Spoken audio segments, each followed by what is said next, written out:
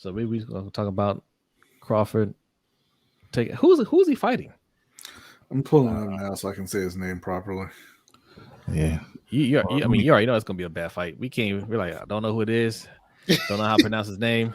He said, this guy, he's a really tough fighter and blah, blah, blah. Yeah. But when I dust him off, then we could. I was like, wow, in the same sentence, huh? Yeah. David Avanesyan.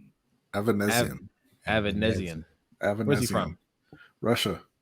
Oh, okay. I thought you were going to say something like Chicago. What's his record and all of that? Now I gotta do Avanesyan pronunciation to Avanesyan box rec.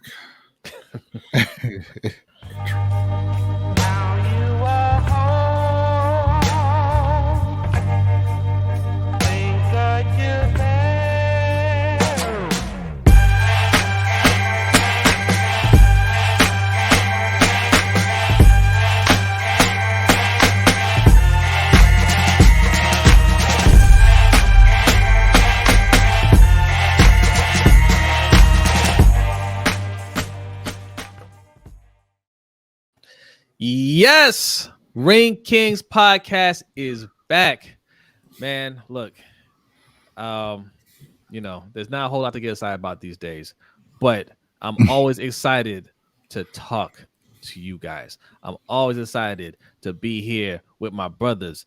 We got B to my left. We got Mr. OTR Mike right below us. What is going on, fellas? Nothing. We learned how to say. We learned how to pronounce the fighter's name today. We did. Yeah. We just learned it, and I already forgot. Avanesyan. Yes. Oh my God. Yeah. DA. He just signed to fight. David Ava. Yes.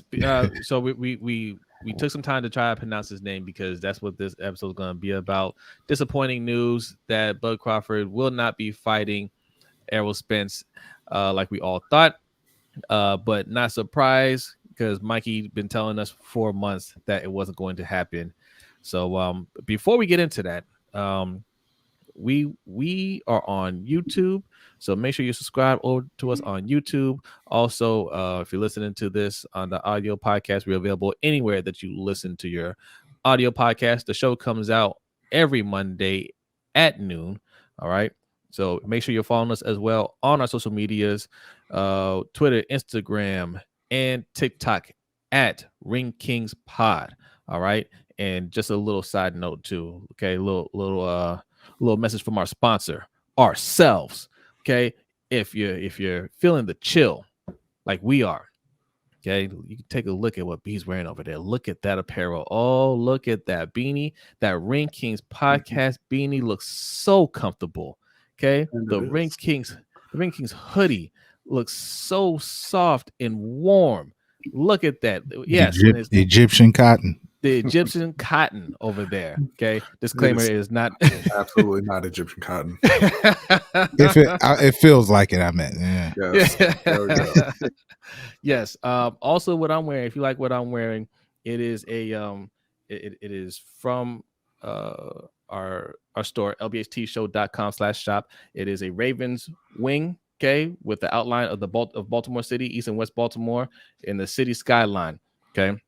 But it is in Raven purple, not blue. Jose is just, cosplaying Hollow Man today with his blue screen. So this is what it looks like if you're on YouTube. Yes, it is a purple city skyline with the Ravens wings, and it has the city outline in it.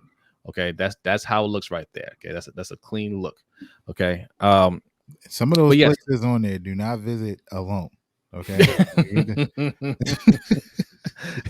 just wear it on your chest. You don't have to go and visit. Right. But yes, all of that you can find at LBHTShow.com/shop, and we have a lot more over there as well. So go over there, take a look. You see something that you like, Go ahead and support the show. We got to get a new banner because none of that stuff on that banner is available anymore. Oh, yes, legacy. Yes, those are legacy items. I was like, we'll fix it. Throwback stuff. But if you really want one, send us an email and we can make sure one gets in your hands. Okay. All right. So, guys, how are we feeling about David Avanesyan. Avanesyan. I was close. Avanesyan. How are we feeling about this fight? Bud Crawford says this guy's game. Yeah, he's a solid fighter. He's a good pro. He's been the European welterweight champion for about 3 years. He was the WBA welterweight champion in 2017. But he's a guy who doesn't really belong in the ring with Terence Crawford. He's not a top level fighter, and I just personally I have a problem with Bud Crawford signing this fight and then pretending it's Errol Spence's fault. What say you, Mikey?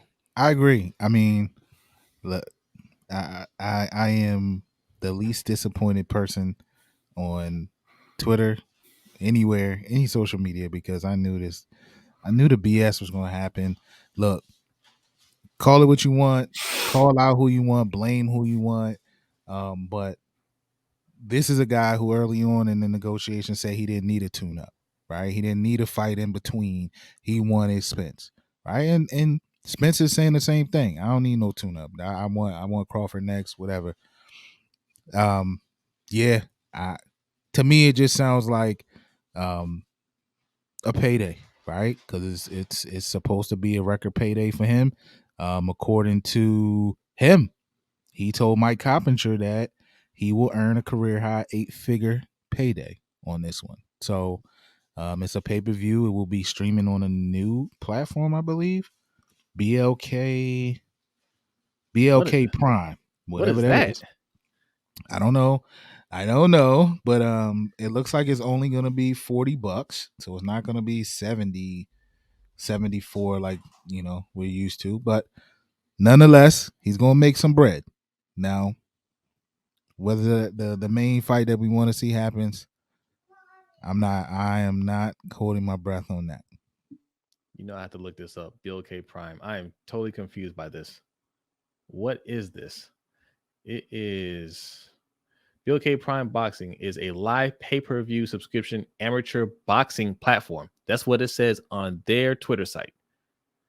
Amateur boxing platform. Why is Bud Crawford streaming on an amateur boxing platform? Well, the easy answer is he doesn't take professional fights, right? He just kind of sits to the side and collects checks as they come. But I mean, it's kind of ridiculous. We all know about Errol Spence that he doesn't take tune-up fights. That's been his thing for his entire career, essentially, yes. Right?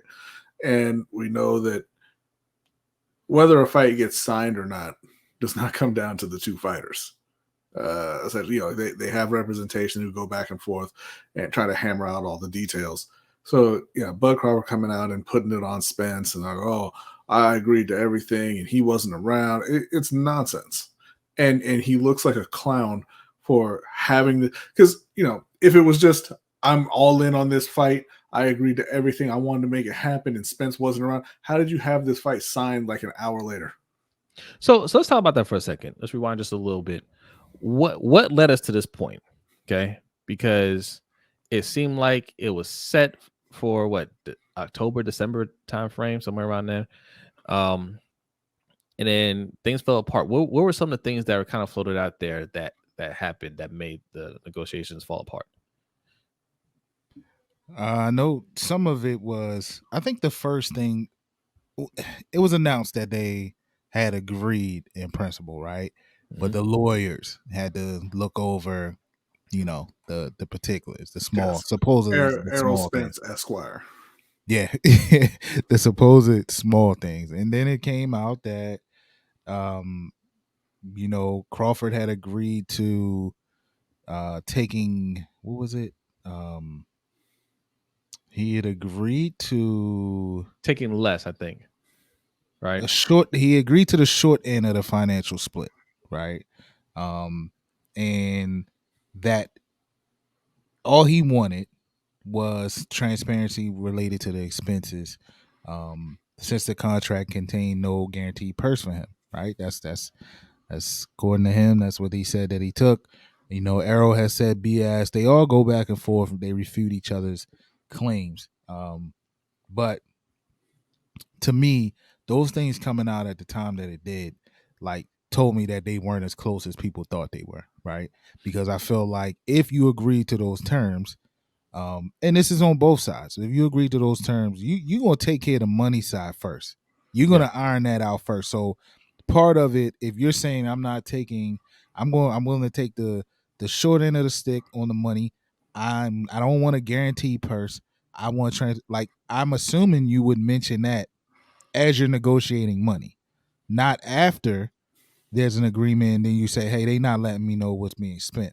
So again, if that was actually the case, Al should have just opened up the books.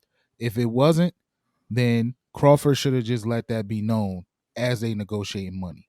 Look, I'm willing to do this, but I need to see where the money is going. So again, the politics of boxing, a huge turnoff. Now it's who they blaming each other. Now, he's saying Errol is the one that's ducking. He don't want to fight. And Errol has came out and clearly said that Crawford is ducking.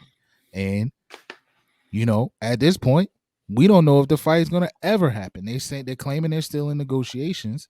But to me, this only pushes it. This makes it closer to not happening while they're in their prime. I'll say that. Because Crawford's going to take this fight. Now, the chances of Errol is that guy that don't take tune-ups, but the chances of him sitting there and not fighting, it's that's slim, right? And then he's come out and said, like, hey, staying at 147 is not fun for me. I cannot continue to do it. So he has a choice to make. Does he move up? So if he does that, either Crawford follows or we don't see this fight. And I'm not holding my breath for it. Sorry, guys. I went on a rant because I'm just a little ticked off about this. No, that's perfect because you brought up another point. Errol Spence has been vocal about not being comfortable staying at his weight now, which means he's already at the point where he's ready to move up, right? When a fighter gets vocal about that, that means they really can't hold on much longer. So yeah, that was it. And Bud said, "How about another few months?" Right, right. So yeah, it could be something where if Errol moves up, Bud's like, I ain't moving up. That's it. Right. Yeah, and it could be something like where Bud is just saying, "Hey, you know what? I'll take this other fight and make him wait, and make him try to kill himself getting down to 147, and then he's a shell when we get in the ring, or he has to move up, and I say, look, he's running." Yeah. Unfortunately for this situation, like, yes, these are pound for pound 1 and 2, whoever you have ranked 1 and 2, right? In most people's eyes. And for the boxing fans out there, this is the fight that we want to see. So whether it happens now or later, or even 3-4 years from now, to be honest, because we're fans, we'll watch it and we'll still, take it seriously. Just like with Mayweather and Pacquiao, it happened late, but it was still a huge fight. The difference will be, they're not Pacquiao and Mayweather. They don't have that kind of audience. They don't have that kind of popularity. So the later it happens, the less interest those casual fans will be, especially on Bud Crawford's side, because Bud Crawford doesn't have the fan base that Errol Spence has. This fight, I think, did we mention it? This is going to be his highest paid fight, which is insane to me. Mm-hmm. That's insane. And I think that's criminal. I really think that Bob Arum did a disservice to Bud Crawford. He should have been paid a lot more than this. But yeah, I understand wanting to get your money, and that's fine. If you can come back to the table and fight Errol Spence, then cool. You got two big paychecks. But if this messes up your money with Errol Spence, that's gonna be tough, because I understand wanting to have transparency, right? Especially when you're saying, okay, I'm taking the short end of the stick on these negotiations. But that's one of those things where, how much do you want to stand on that, right? As opposed to just saying, you know what, you don't want to give it to me this time around, fine. I'm going to go out there, I'm going to win the belts, and then when you want the rematch, it's going to be on my terms. I'm getting more money. I want full transparency. Everything's going to be on my terms the next time around, right? And it's easier said than done. I understand this is a business, but that's the question. How much is that worth to you in the long run? And supposedly that's in the. I'm reading ESPN's write up on it. And supposedly that's in the contract. The proposed contract includes a bilateral rematch clause. Right. So if that clause is triggered, the winner will earn the majority of the revenue for the return bout. So Oh, okay. that's there. You know what I mean? It's just I don't know. The gamesmanship I think is gonna begin. And like I said, you have Spence now saying, you know, and I quote, I could have, Crawford has been stalling for months. I could have fought in November, Spence tweeted. And been fighting at this weight for over a decade. This ain't easy or fun. So I just think it's gonna be that now. That's gonna be the new thing. Now you waiting. You know what? Spence feels like he's waiting on him now, and then he's gonna be like, I ain't waiting on that dude. And then it's gonna be the same way. Crawford, I ain't waiting on him.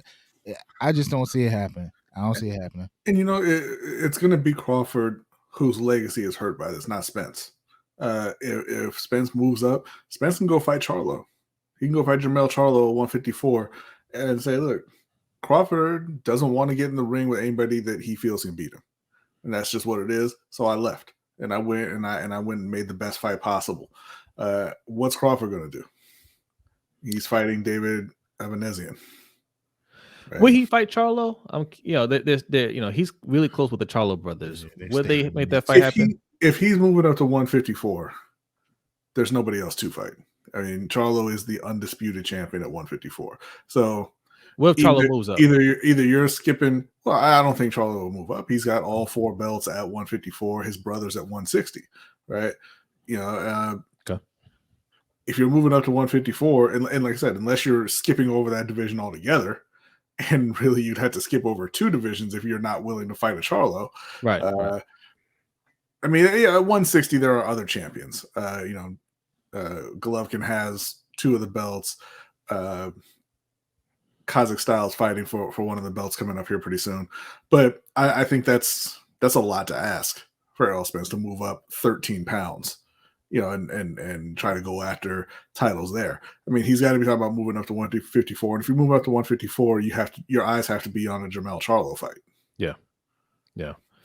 If he did move up, even Triple G, we all think Triple G is washed. But if he went out there and beat Triple G, beat a Kazakh style, you know what I'm saying? Like, that's on his resume, but Crawford don't have any of that on his resume. No. And again, like, it sucks because a lot of this is not Bud Crawford's fault, man. Like, Bob Arum really screwed him over. But the reality is you don't have the resume that Errol Spence has. You can argue, he's fought some of these people. Like, look what he did to Sean Porter. I mean, fine, man, but like, there's a lot of other fights that he hasn't fought yet. Yeah, and also the reality is he stayed with Bob Arum. Yeah, so it is on him. If Bob Arum was doing you wrong, you could have left and went and got the fights that you felt like you were missing out on. He seems content to just sit back and say, Bob, go get me the fans, go get me the money, without having to take the big fights. So here's the question. We talked about options for Spence, and there are options for Spence, right? If he moves up. Because yes, if he does fight Jermell Charlo, that's huge. Mm-hmm. Right? What about Bud Crawford? What would be next for him if he doesn't take the Spence fight? What are the options for him? The next big time option for him is probably Jaron Ennis or Virgil Ortiz. But that'll take a little while. Those guys still need a little bit of seasoning, right? But there's other guys to fight at welterweight. Yeah. But the next super fight, I think, would be with Jaron Ennis at 147. What do you think about that, Mikey? Ennis, maybe. Oh man, I see him and I can't think of his name. The guy that don't gentleman fight. Who does not fight. Yeah, Thurman. Keith Thurman, yes. Maybe Ugas.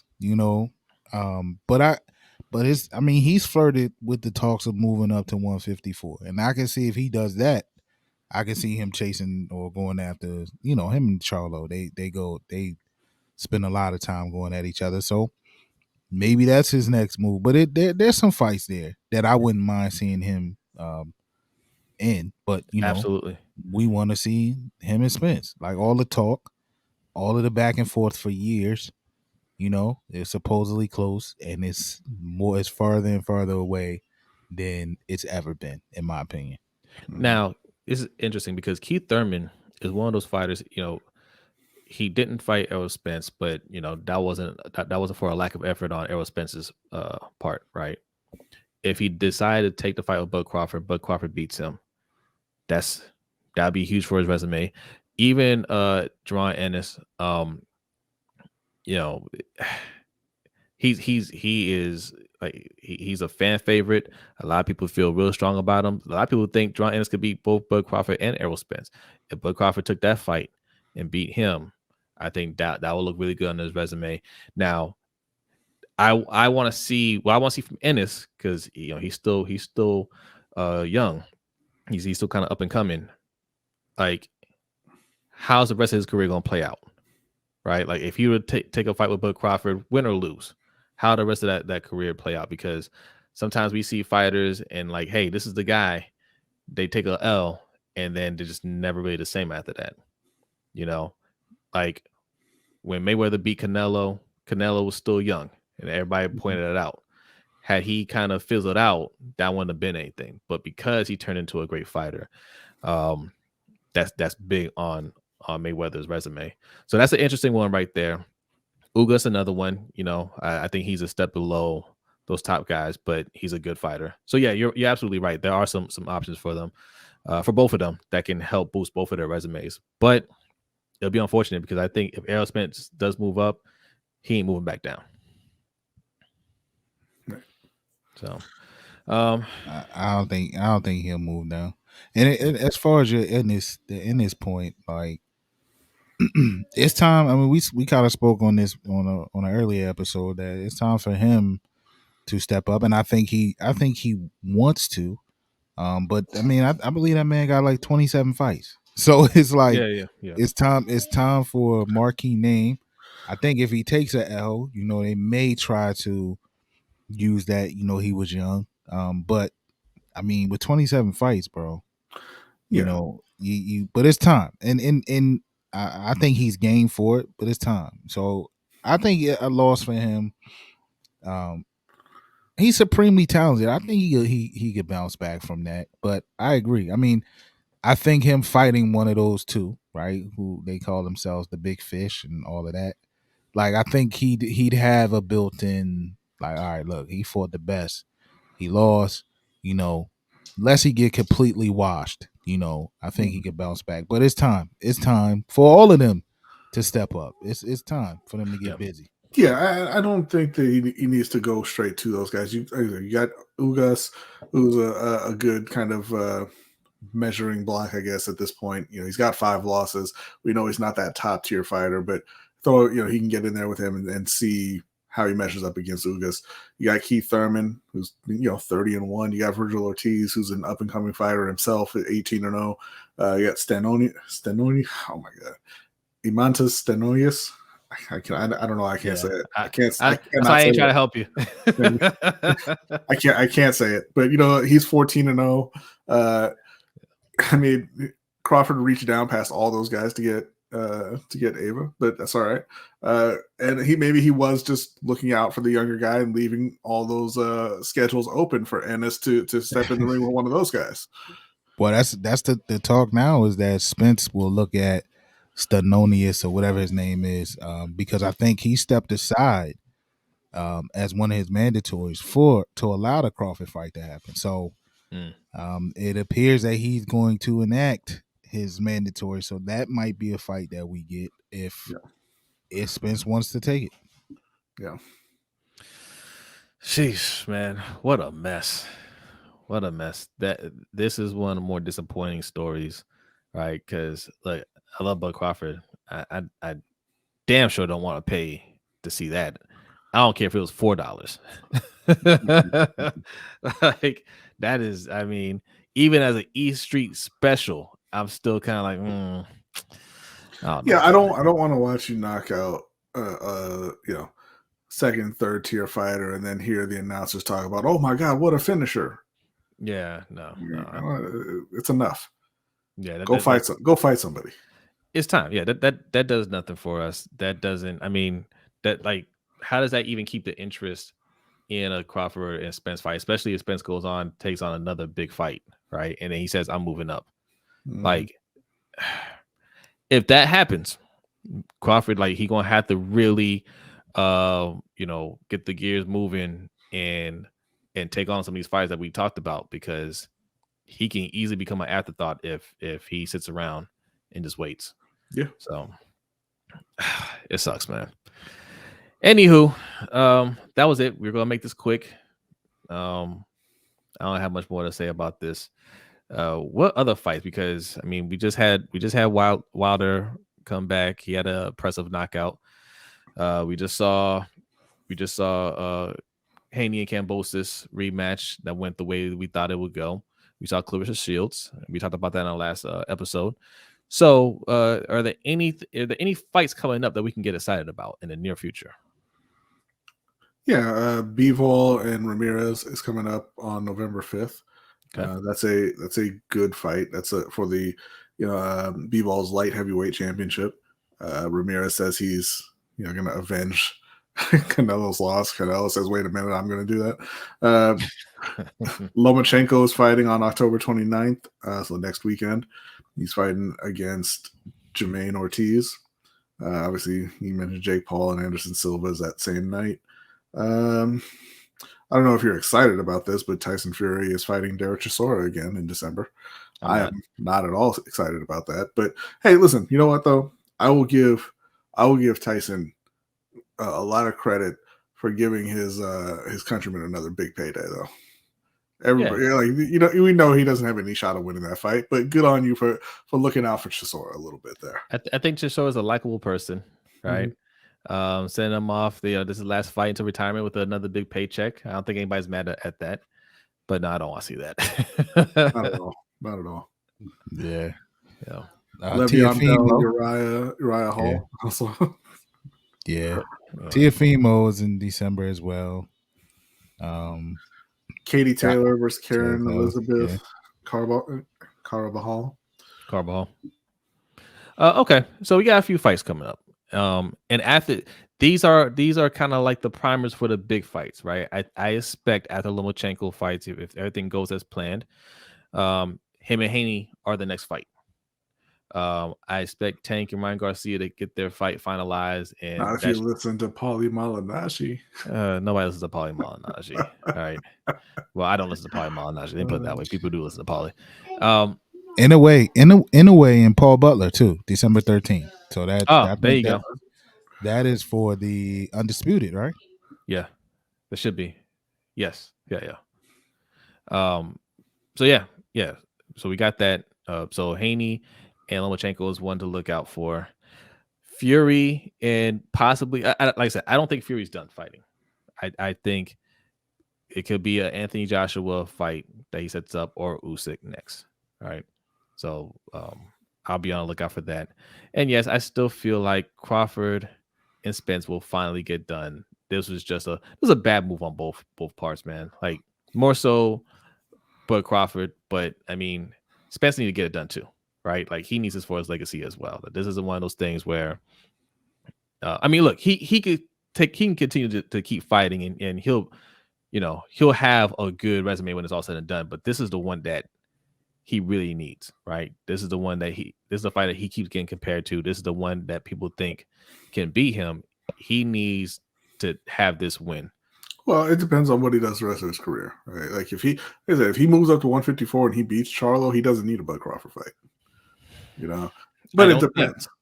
But Charlo isn't held in the same regard as Bud Crawford. He may not be held in the same regard, but he is an undisputed champion from a higher weight class, and if he goes up and beats him, the narrative, which is all we're talking about when we talk about legacy, yes, right? The narrative. Yes, the narrative will turn to, man, Bud really didn't want that fight. Errol went up and took a tougher fight. than Bud Crawford potentially Yeah. because of the weight difference, right? Yeah. So I think the narrative will turn severely against Bud Crawford if Errol Spence was able to do something like that. But we'll see what he actually ends up doing. Yeah.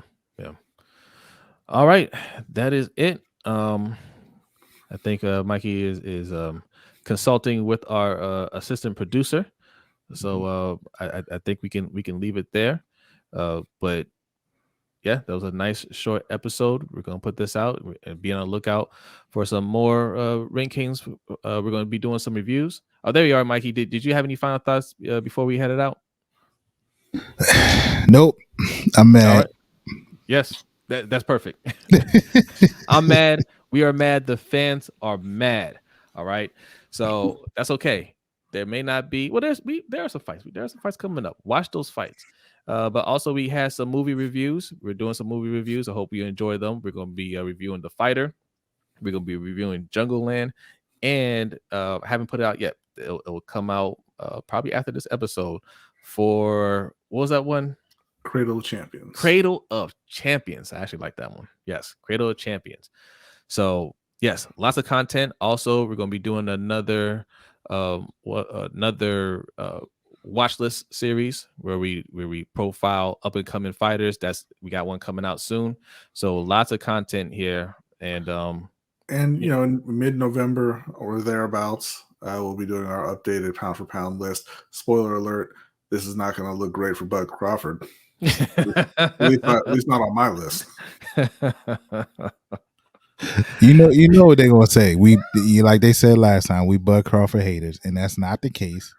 But that's what they're gonna say. But we welcome it. Thank you for watching. This is weird, really weird, because we were Bud Crawford haters, and then when we did the Boots Ennis video, we were Crawford lovers and Errol Spence lovers, Right, and Boots right. haters. Very, very weird. Very weird. But whatever. I'll tell you who we do love. Ryan Garcia. And with that, we will finish this episode. B, are you ready? Yes, sir. He is ready. Thank you for hanging out with us, and we will see you on the next episode. Peace. Things that you